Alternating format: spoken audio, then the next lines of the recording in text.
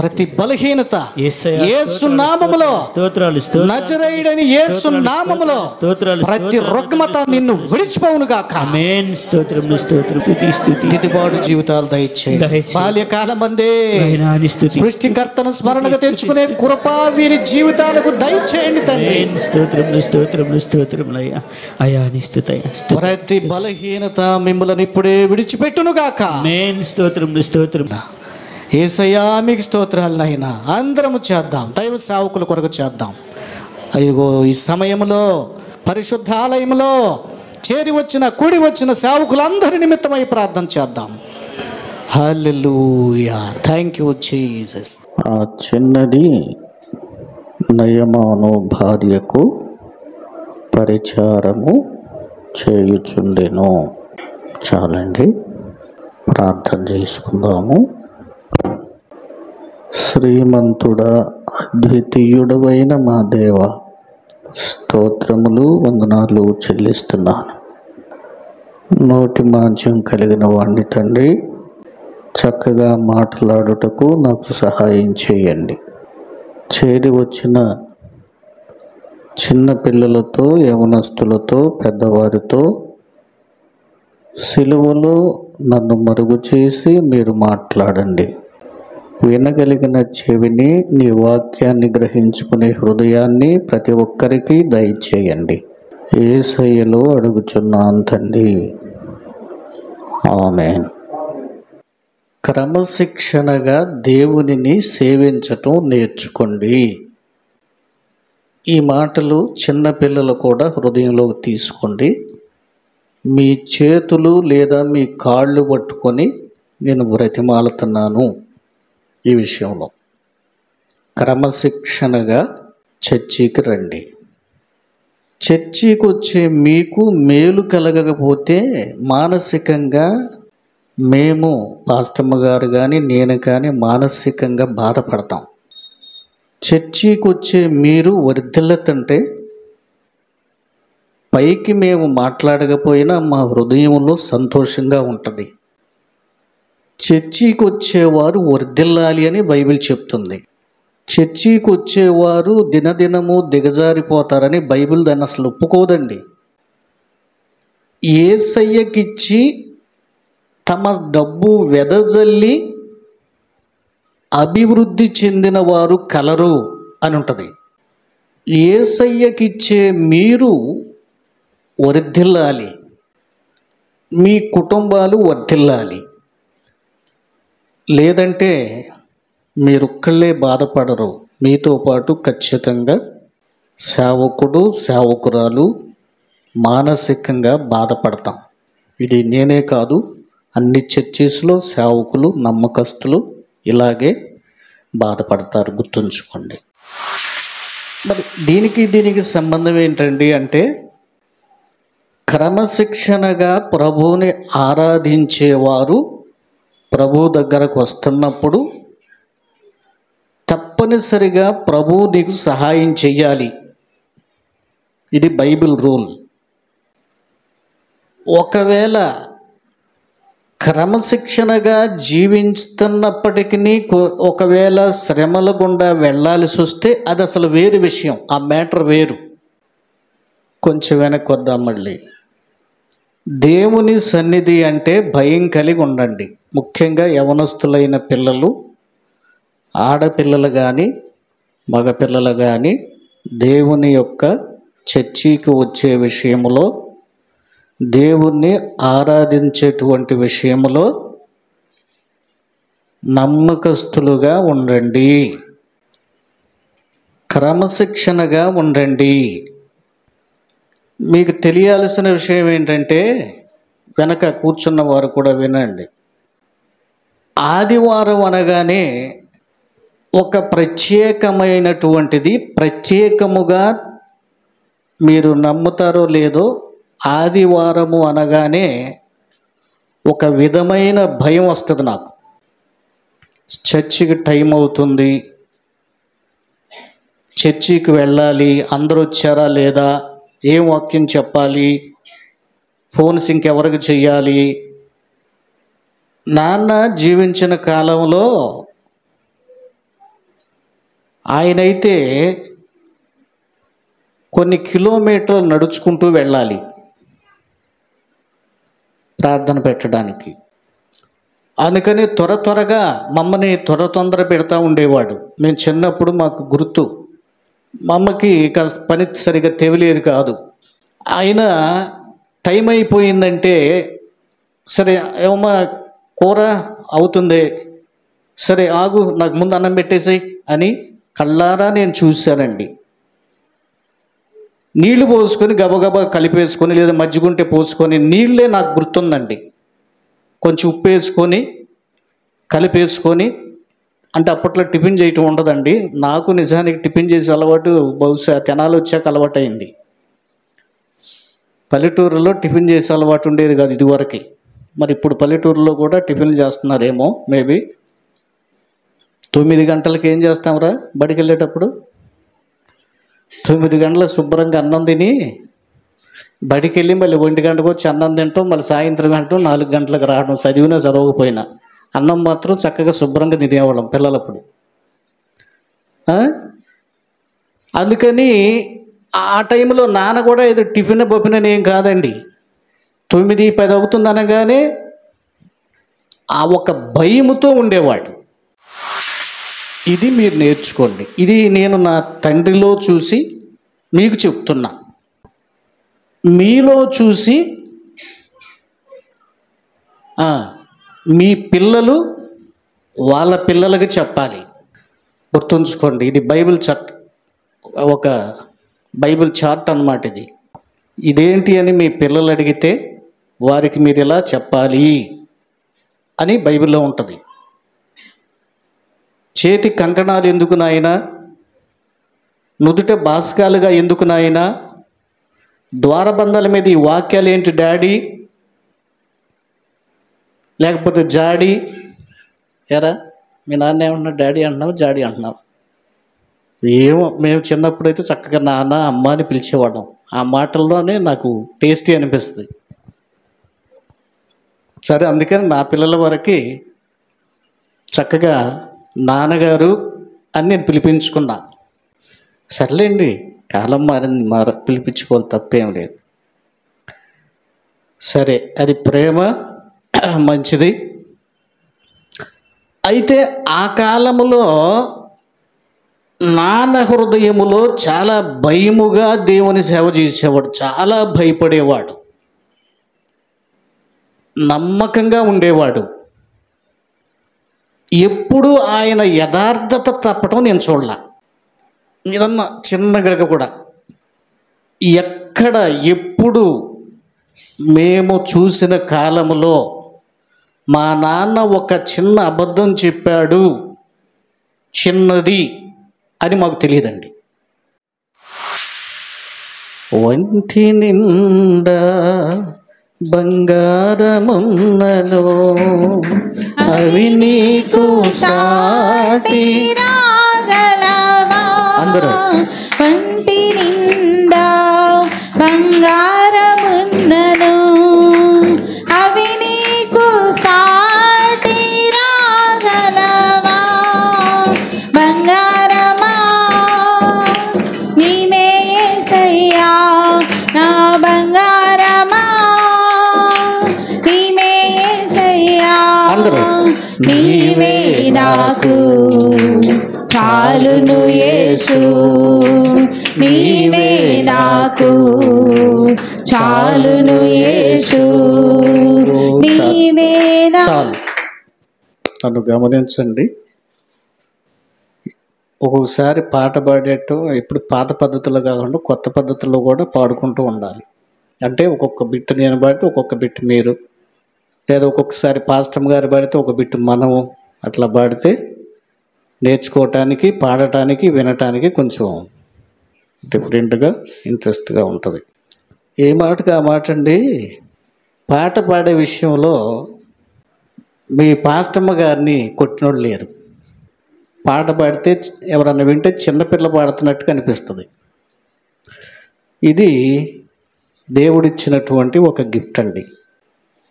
ఈ విషయంలో డిసైడ్ చేసేది నేను కదండి, ఆల్రెడీ దేవుడు డిసైడ్ చేశాడు. మీకు ఎప్పుడు చెప్తా ఉంటా కదా సమయం వచ్చినప్పుడు. పెళ్లి కాకముందు ఒక అమ్మాయిని నేను పెళ్లి చేసుకోవాలనుకున్నా. ఎందుకు అనుకున్నానంటే మీటింగ్స్లో అమ్మాయి చక్కగా పాటలు పాడుతుంది, మీ పాస్టమ్ కంటే కలర్ ఉండేది. సరే, రెండు చక్కగా పాటలు పాడుతుంది, సేవలో ఉపయోగపడుతుంది కదా అని ఆ అమ్మాయిని చేసుకోవాలనుకున్నా. అయితే అదే రాత్రి దేవుడు ఏం చెప్పాడంటే, ఈ అమ్మాయి మంచిది కాదు, ఈ అమ్మాయి కంటే మంచిగా పాటలు పాడే అమ్మాయిని నేను నీకు ఇస్తా అని చెప్పాడు. మీకు చాలాసార్లు చెప్పినట్టున్నా ఈ విషయం. పాటల విషయంలో తనకంటే బెటర్ ఆప్షన్ అని దేవుడు సెలెక్ట్ చేసి ఇచ్చాడు. కాబట్టి ఇంకా ఆమె గొంతుని మనం ఎక్కడ సస్పెక్ట్ చేయడానికి లేదు, మనం ఏం బాలా అంటానికి వీలు లేదు. రైట్, దేవుని స్తోత్రం చెల్లించండి. హల్లెలూయా. అట్లాగే ఈ మధ్యకాలంలో మీలో కూడా చాలామంది చక్కగా పాడే ప్రయత్నం చేస్తున్నారు. చాలా సంతోషం. శనివారం ధన లేకపోతే నాకు ఏంటో అసలు నాకు ఏం బాగలేదండి. ఆ సొంత ఇల్లు కట్టుకుని అక్కడికి వెళ్ళిపోతే ఇక్కడ శనివారం మానేస్తుందని నాకు ముందు తెలిస్తే నాయన అక్కడ ఇల్లు ఇవ్వద్దని ప్రార్థన చేసేవాడిని. నాకేం తెలియలేదు. ఈ అమ్మాయి మనకు దూరం అయిపోయింది.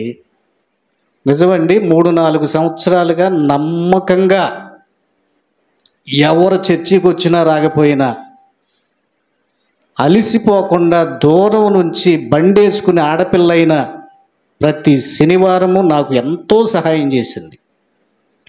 చర్చిలో యేసునాయనకి సేవలో పరిచర్యలో నాకు ఒక కొడుభుజంలాగా తయారైంది ఈ మధ్య. ఇక వాళ్ళిద్దరంటే వాళ్ళు ముసలోళ్ళు అయిపోయారు కాబట్టి వాళ్ళిద్దరి గురించి ఇక నేనేం చేయలేను. వాళ్ళిద్దరు ఎవరో మీకు తెలుసు, పేర్లు చెప్పలేను. అట్లాగా పరిచర్యలో ఏది ఏమైనా అమ్మాయి ముందుకు ఇంకా రావాలని, లేదా ఆ స్థానంలో ఇంకా దేవుడు ఎవరినైనా లేవనెత్తి వాడుకున్నట్లుగా ప్రభు చేయునుగాక. ఆమేనని మనస్ఫూర్తిగా చెప్పండి.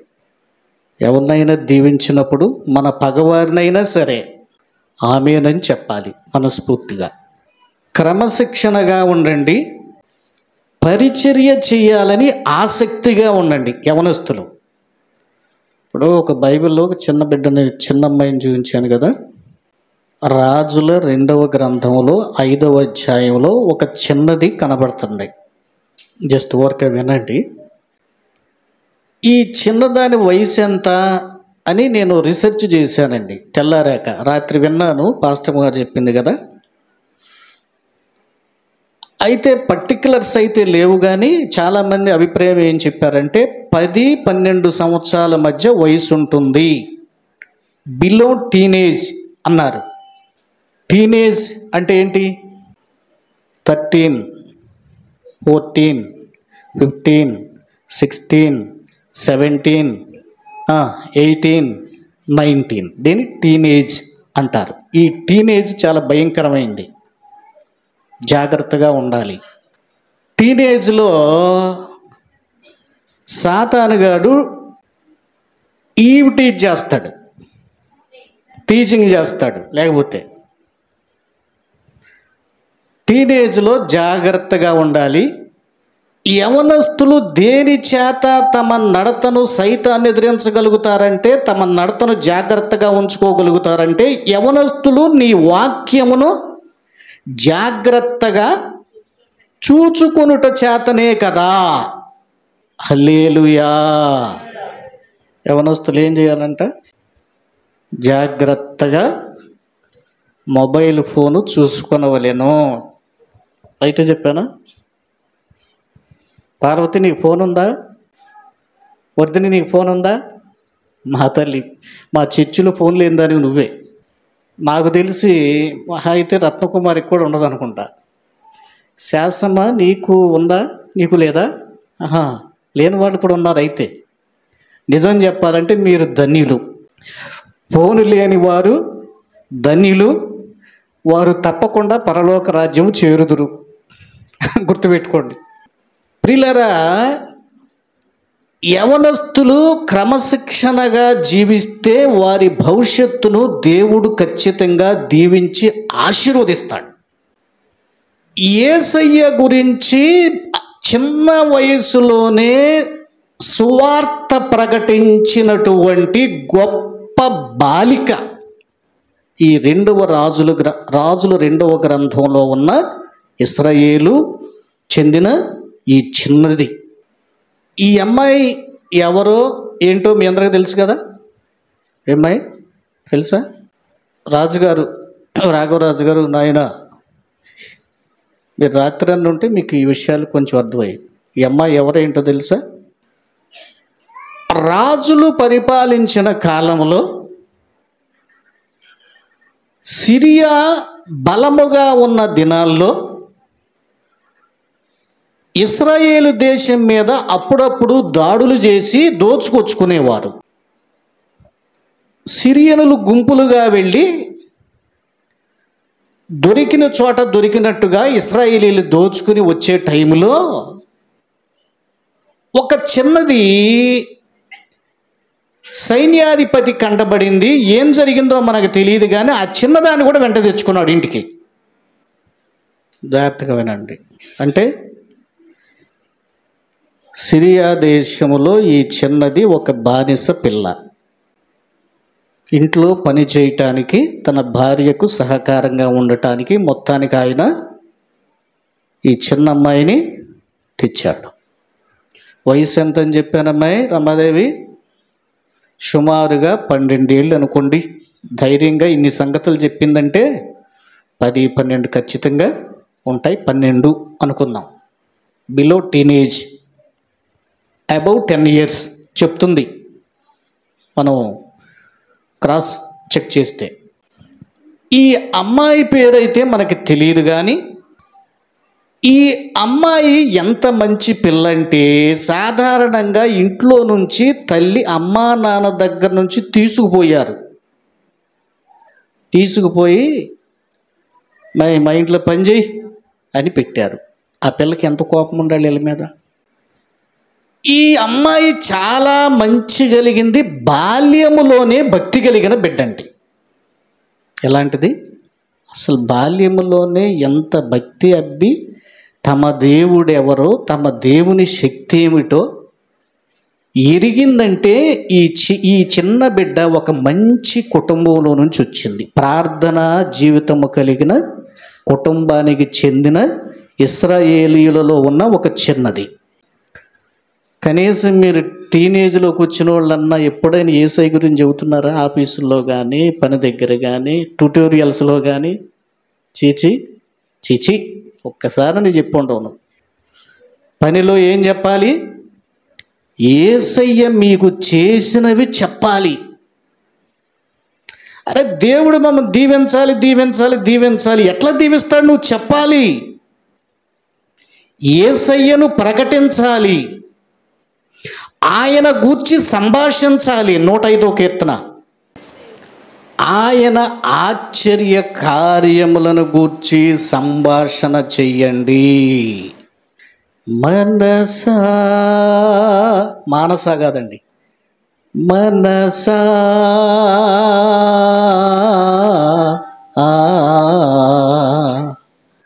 ఓ మనసా భయమేలా.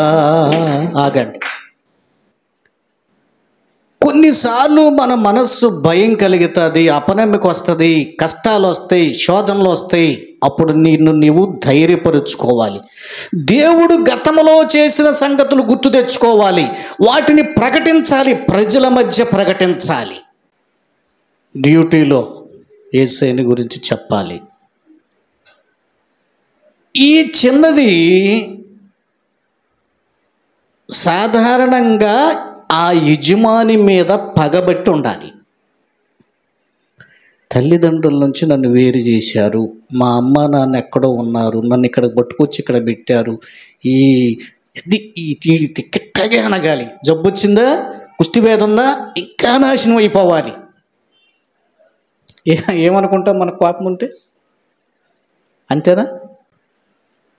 ఈ అమ్మాయి ఎంత మంచిదంటే నమ్మకస్తురాలు. నమ్మకంగా ఉండండి, కష్టంలో కూడా నమ్మకంగా ఉండండి. బైబిల్ ఏం చెప్తుందో తెలుసా?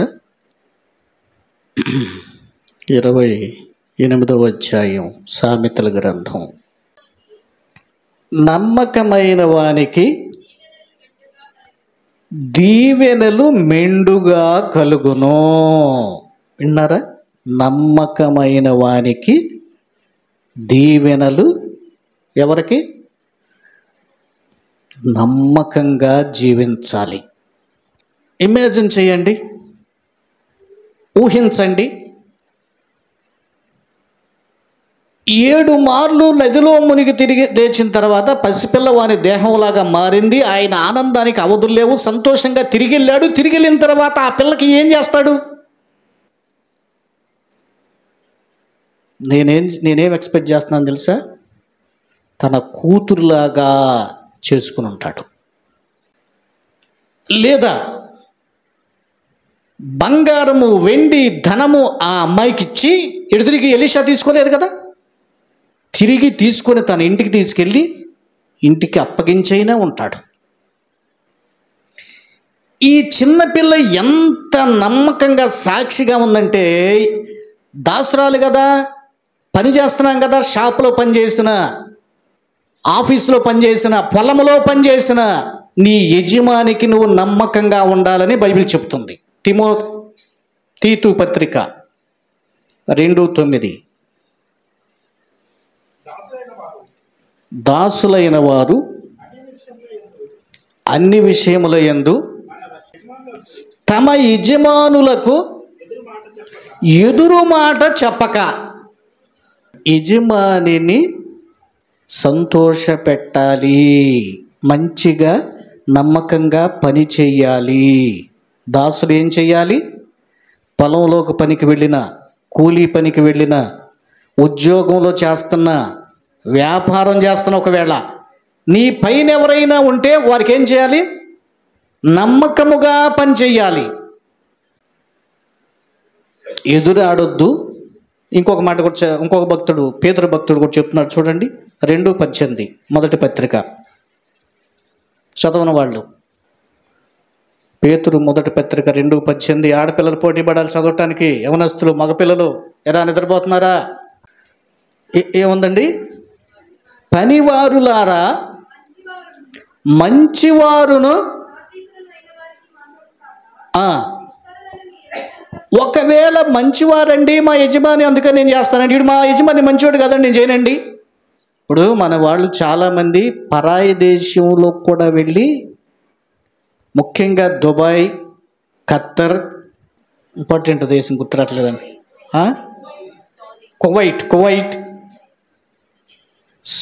సౌదీ అరేబియా, ముఖ్యంగా ఈ ఇస్లాం కంట్రీస్కి ఎక్కువగా పని చేయటానికి మన ఇండియన్స్ వెళ్తారండి, ఇంట్లో పని చేయటానికి. నాకు కొంతమంది ఇంటర్నెట్ ద్వారా కనెక్ట్ అయ్యి ఉంటారు, మన వీడియోలు చూస్తూ ఉంటారు. అక్కడ అప్పుడప్పుడు వాళ్ళు నాకు ఫోన్ చేసి చెప్తూ ఉంటారు, మా యజమాని మంచివాడండి, బాబా అని పిలుస్తారు, మా బాబా చాలా మంచివాడండి, మా యజమానురాలు కూడా చాలా మంచిదండి, ప్రేమగా చూసుకుంటారండి అని చెప్పిన వాళ్ళు ఉన్నారు. అట్లా కొంతమంది అక్కడ నాకు బాగా ఇబ్బంది పెట్టేశారండి, అందుకే నేను మళ్ళీ ఇల్లు మారానండి అని చెప్పిన వాళ్ళు ఉన్నారు. సరే, బైబిల్ ఏం చెప్తుంది? మీ యజమాని ఒకవేళ మంచోడే కావచ్చు, మంచోడు కాకపోవచ్చు, కానీ నువ్వెట్లా ఉండాలి? చక్కగా, మంచిగా, నమ్మకముగా ఆ యజమానికి పని, సేవ అందించండి. మా పాస్టర్ గారు మంచివాడు కాదండి, ఆన్లైన్లో వాక్యం వెళ్తుంది కదా, అందుకని చెప్తున్నానులే. ఒకవేళ కొన్నిసార్లు కొంతమంది ఏమనుకుంటారో తెలుసా? మా పాస్టర్ గారు మంచివాడు కాదండి. మంచోడు కాకపోయి మంచోడికే లోబడండి అని బైబిల్ చెప్తుందా? ఏముందా అక్కడ? ముష్కరుడైనా సరే, మూర్ఖుడైనా సరే నువ్వేం చేయాలి? నీ డ్యూటీ నువ్వు చెయ్యి. ఎట్లా చేయాలి? ఇష్టంగా చేయాలి. ఏముండో చర్చిలో మీరు పరిచర్య చేస్తున్నారంటే పరలోక యజమాని ఉన్నాడు, ఈ పని ఆయింది, అందుకని ఈ పని చేసేవాళ్ళు ఇంకా జాగ్రత్తగా, సంతోషంగా చేయాలి. అసలు ఈ పని చేయాలంటే మీకు క్వాలిఫికేషన్ ఉండాలి. ఎవరు పడితే వాళ్ళు చేపలు ఎత్తుతామంటే వద్దని చెప్తా, నేను చూస్తే ఆపిస్తా. కొంతమంది ఏమనుకుంటారంటే పని చేయాలా, ఓడవాలా, ఎత్తాలా, తీయాలా, పరచాలా, అసలు నీకు ఆ క్వాలిఫికేషన్ ఉండాలి. చర్చిలో చీపిరి పట్టి కూర్చాలంటే నీకు క్వాలిఫికేషన్ ఉండాలి స్పిరిచువల్గా. యజమాని ఎక్కడ ఉన్నాడు రా? యజమాని, చర్చ్ యజమాని పరలోకమందు మనకు యజమాని ఉన్నాడు, అది మాత్రం మర్చిపోకండి. నేను మరొక చిన్నదాని గురించి కూడా చెప్పాలనుకున్నాను కానీ టైం లేదండి, వీలైతే ఇంకోసారి మాట్లాడుకుందాము. ఈ చిన్నది దాస్యపు దేశంలోకి వెళ్ళి దేవునికి సాక్షిగా ఉందండి, బానిసగా వెళ్ళి సాక్షిగా ఉంది. షడ్రకు, మేషకు, అబేద్నెగోలు. షడ్రకు, మేషకు, అంతేనా, అబేద్నెగోలు, దానియేలు 4 మెంబర్స్ కదా. వీళ్ళు కూడా ఎవరు? బబులోను దేశంలో. కొన్నిసార్లు శత్రురాజులు వచ్చి ఏం చేస్తారంటే, ఏమండి, శత్రురాజులు, బలం ఉన్నటువంటి రాజు ఎవడైనా సరే బలహీనమైన రాజ్యం మీదకి వచ్చి దోచుకెళ్తాడు.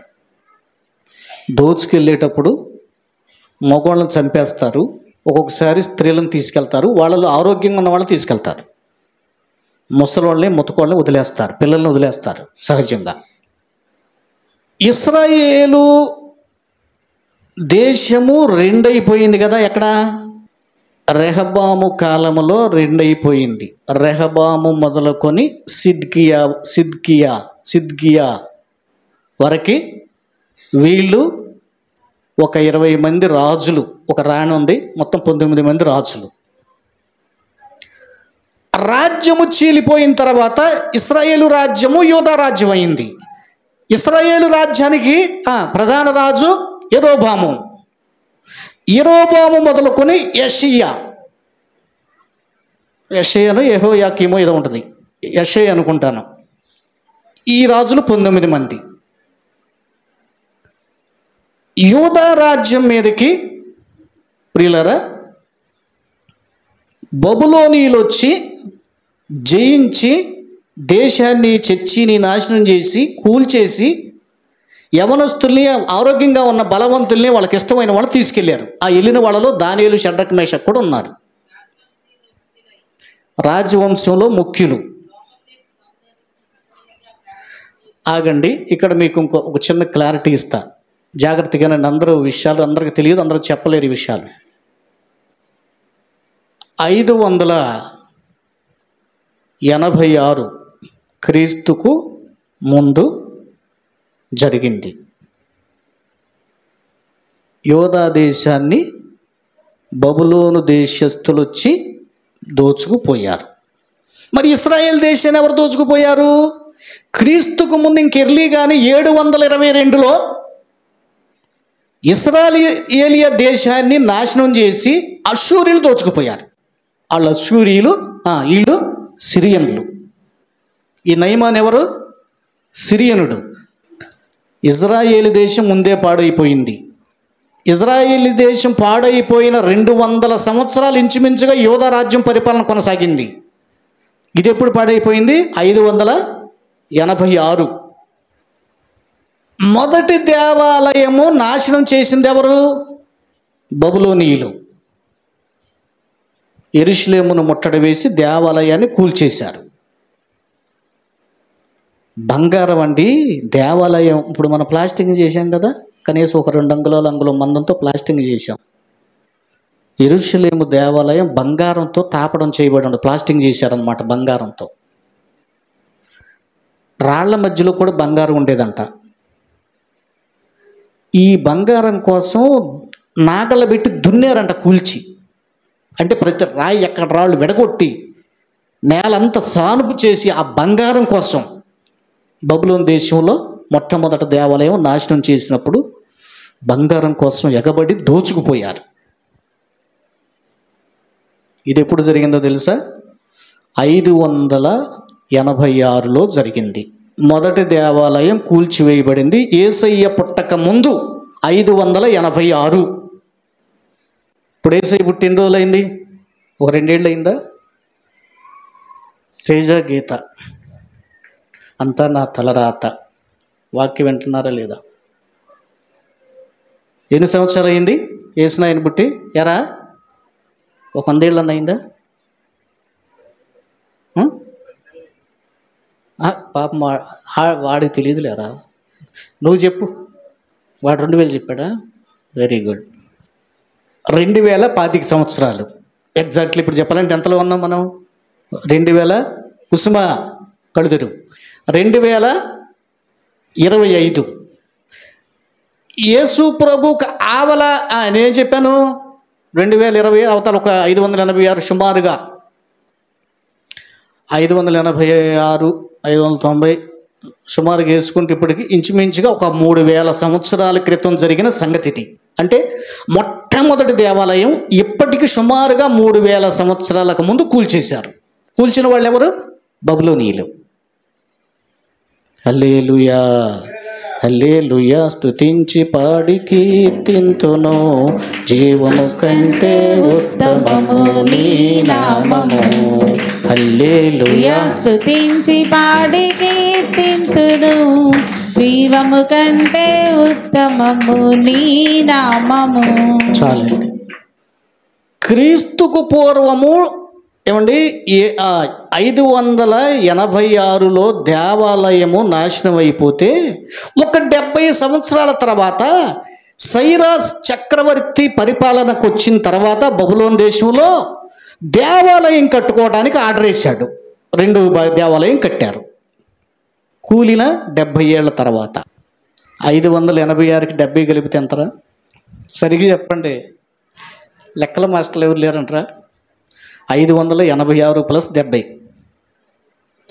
80లో ఒక 20 కలుపుకుంటే 600. అది 6 అంటే క్రీస్తు పూర్వం 656లో మరలా తిరిగి సెకండ్ దేవాలయం ప్రారంభం అయ్యింది, కట్టారు.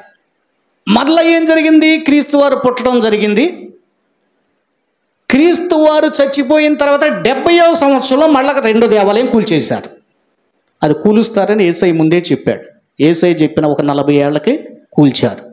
యేసయ్యకి 30 ఏళ్ళప్పుడు చెప్పాడు.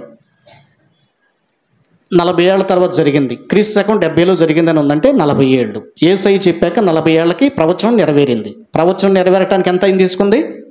అది ఎవరని ఏదైనా చెప్పగానే మా పాస్టర్ గారు చెప్పాడు, ఏం జరగలేదే, ఒక్క ఏడుకే, ఒక నెలకే, 4 రోజులకే ఈ పాస్టర్ గారు ఏం చెప్తాడు ఏందో అట్లా అనుకోబాకండి.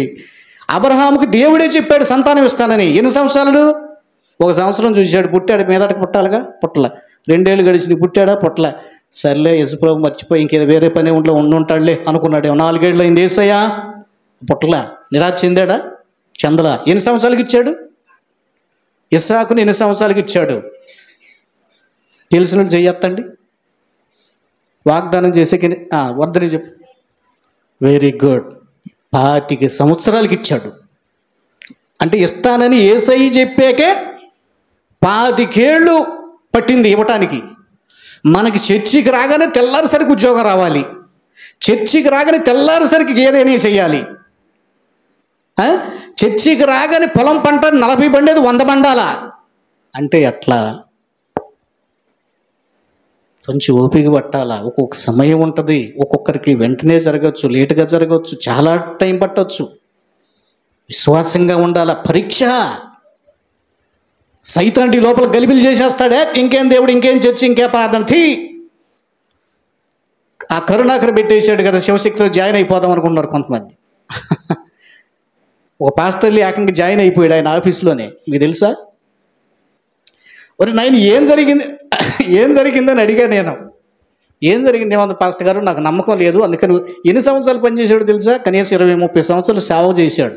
క్యాస్ట్ కన్వర్టెడ్ రాజులు తూర్పుగోదావరి జిల్లాలో చర్చి చేసి 25 ఏళ్ళు సేవ చేసి నచ్చలేదని, లాభం లేదని ఏం ఆశపడ్డాడు, వెళ్ళి కరుణాకర్ ఆఫీసులో చేరాడు. ఆ కరుణాకర్ జీతం ఇచ్చి పెట్టుకున్నాడు ఆయన్ని. వీళ్ళంతా చెత్త. సరే ఆయన అంటున్నాను అనుకోబాకండి. ఇట్లా మనసు కలిగి సైతాను భ్రమ పెట్టి తూర్పు ఆరబడతాడంటే యేసయ్య. తూర్పు పడితే ఏం జరుగుద్దిరా? రాశిలో ఉన్నవన్నీ పడతాయా? మరి ఏం జరుగుద్ది? చూసావంటారు. నువ్వు ఎప్పుడన్నా తూర్పు చూసావా సంతోష్గా? తూర్పు దగ్గరికి వెళ్ళి చూసావా? మరి అంటావారా? నీకేం తెలుసు? అరే ఈ పిల్లలు తూర్పాటు చూసిన వాళ్ళు ఎంతమంది ఉంటారా మీరు? నీకు తెలుసా? అమ్మాయి కొత్తగా ఉన్నావు.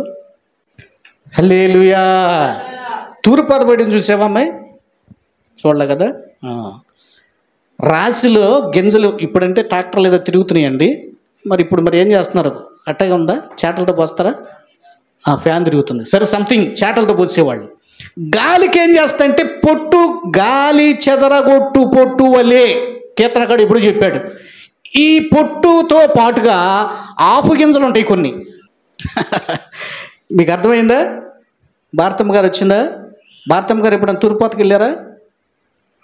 అంటే మనకు తక్కువ అనుకుంటే ఇటు కదా, మాకెళ్ళైతే ఎక్కువ ఒరే ఉంటుంది. తూర్పాత పోస్తుంటే గాలి బాగా కొట్టాలి. మామూలుగా ఒక లిమిట్లో గాలి కొట్టింది అనుకో, కొట్టి తప్పలే వెళ్తాయి. ఆ గాలి చాలదు. ఆపు గింజలు అప్పుడు మేము ఇక్కడే ఉంటాం అంటే ఎప్పుడై బయటికి వెళ్ళాలి? గాలి ఇంకొంచెం గట్టిగా విసరాలి. అప్పుడు ఆపు గింజలు. ఆపు గింజలు అంటే ఏమంటారు? తప్ప గింజల కొంచెం వేరు పడుతుంది. తాలు అంటే కొంచెం ఉంటుంది గింజ, అసలు లేకుండా ఉండదు. అసలు లేకపోతేనేమో తప్పలో. తాళంటేనేమో కొంచెం గింజ ఏర్పడింది కానీ ఆగిపోయింది పాపం. దాని దురదృష్టం. చర్చిల్లో తాలు గింజలు చాలా ఉంటున్నాయి. జాగ్రత్త, మీ ఇష్టం. అన్ని చర్చిల్లో తాలు గింజల్లాగా సైతానుగాడు ఆ పై కొరుకు తింటున్నాడు మిమ్మల్ని. మీరు మంచి గింజలే, గింజ ఏర్పడుతుంది కానీ సైతానుగాడు అక్కడ రెడీగా ఉండి మిమ్మల్ని కొంచెం చీడ ఉంటుంది చూసారా? చీడ పురుగు గనక పంట నాశనం చేసినట్టుగా సైతానుగాడు కనిపెట్టుకుని ఏం చేస్తాడంటే మిమ్మల్ని కొంచెం తింటా ఉంటాడు, తినేస్తూ ఉంటాడు. విశ్వాసంలో తగ్గిస్తాడు, కోపం తెప్పిస్తాడు, అబద్ధాలు ఆడిస్తాడు, మోసం చేయిస్తాడు, చర్చికి వెళ్దాంలే అనిపిస్తాడు. జాగ్రత్త. తాలు తప్ప పనికిరావు. తూర్పారబడినప్పుడు మంచి గింజలు పడతాయి. సరే, టైం అయిపోయింది, ప్రార్థన చేసుకుందాం. మీ అందరికి కూడా ప్రభు పేరిట వందనాలు తెలియజేస్తున్నాను. Thank you to all.